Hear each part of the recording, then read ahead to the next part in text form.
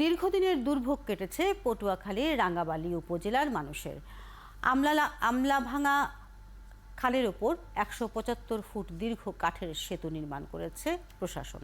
এতে চলাচলে সুবিধা হলেও খালটির ওপর পাকা সেতু নির্মাণের দাবি জানিয়েছেন গ্রামবাসী।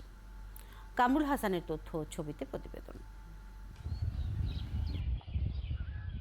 পটুয়াখালীর রাঙ্গাবালী উপজেলার সদর ইউনিয়নের আলমডাঙ্গা খাল।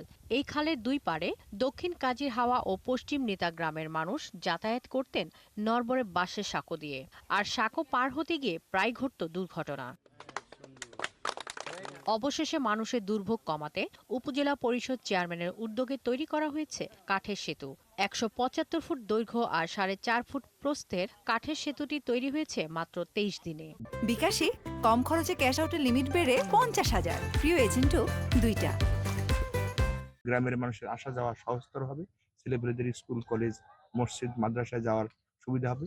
একটু দূরে একটি কলেজ অবস্থান করছে, কলেজ যাওয়া একটু তারই কাছাকাছি আমাদের উপজেলা পরিষদ সেখানে যাওয়া সবকিছু এখন সহজতর হবে। সেতুটি আকর্ষণীয় করে তুলতে লাল সাদা রঙে সাজানো হয়েছে, এমনকি এর মাঝে একটি টং দোকানও বসানো হয়েছে। এতে খুশি এলাকাবাসী, তবে তাদের দাবি স্থায়ীভাবে পাকা সেতু নির্মাণের। ছেলে মেয়েরা স্কুলে যাইতে পারতো না, পড়ে যাইতো। অনেক বৃদ্ধ মানুষ যারা ছিল তারা মাঝে মধ্যে পড়ে যেত। মানুষের অপকার হয়েছে, কত গুরুয়ারা পড়ে গেছে, আমিও পড়ে গেছি। ব্রিজটা হন আমাদের খুব সুবিধা হয়েছে, খুব উন্নত হয়েছে। আমরা এখন কোনো কষ্টের মধ্যে নাই, এখন আমরা সব জায়গায় যেতে পারবো। দুইটা এলাকাকে সংযোগ করছে এই পোলের মাধ্যমে। এই পোলটা এত দীর্ঘদিনের আমাদের আকাঙ্ক্ষিত পোল ছিল। উপজেলা নির্বাহী কর্মকর্তা জানান, যোগাযোগ সহজ করতে পাকা সেতু নির্মাণের উদ্যোগ নেওয়া হবে। খুবই গুরুত্বপূর্ণ একটি সেতু আমরা করে দিয়েছি এবং এটি কাঠের অবকাঠামোতে আছে বর্তমানে, এবং এটিকে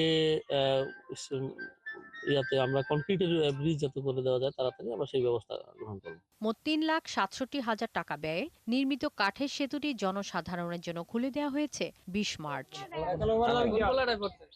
শাকিলা শম্পা, ৭১।